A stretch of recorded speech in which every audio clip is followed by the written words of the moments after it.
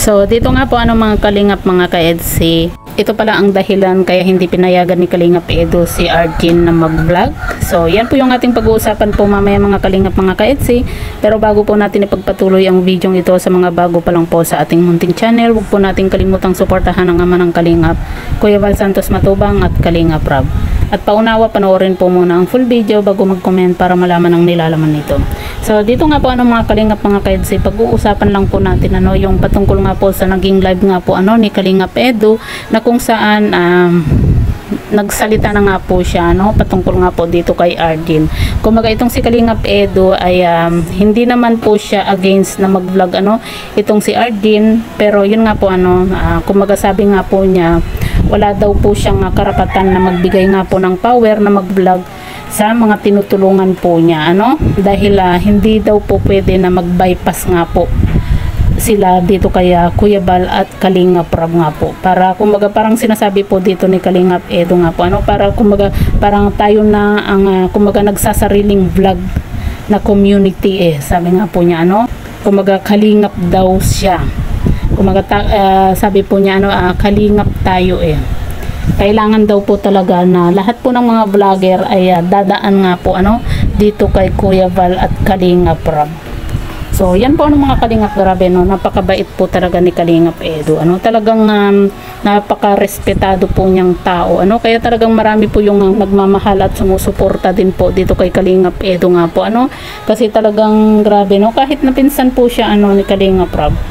hindi po siya nag-isip na yung mag-bypass, 'di ba, yung mga ganyan. Kagaya po niyan, kaya po hindi niya pala pinayagan itong si Arjin na mag-vlog, kasi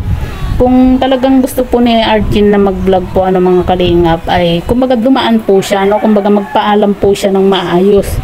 kay Kalingap Edo, para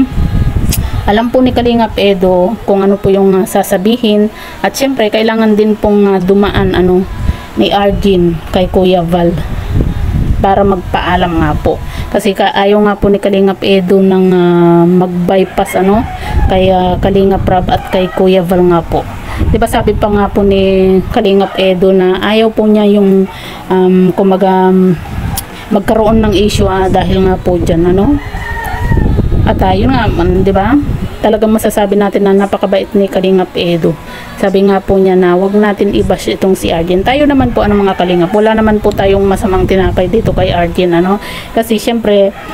natural lang naman po na talagang kailangan din po ni Arjin ng income. Pero yun nga mali lang po yung kanyang ginawa nga po na hindi po siya nagpaalam ng maayos, na alam naman po niya na may rules po ang kalingap, 'di ba? At saka nagsalita na rin po itong si Kuya Val nga po patungkol nga po dito kay Arjin, 'di ba? Kumaga dapat magpaalam na lang po ng maayos itong si Arjin kung talagang gusto po niyang mag-vlog. At ayun nga, sinasabi nga po nila na itong si Arjin ay nga daw po tawag dito, na humaling daw po sa palipad. Ang masakit lang kasi dito mga kalingap, yung panay ang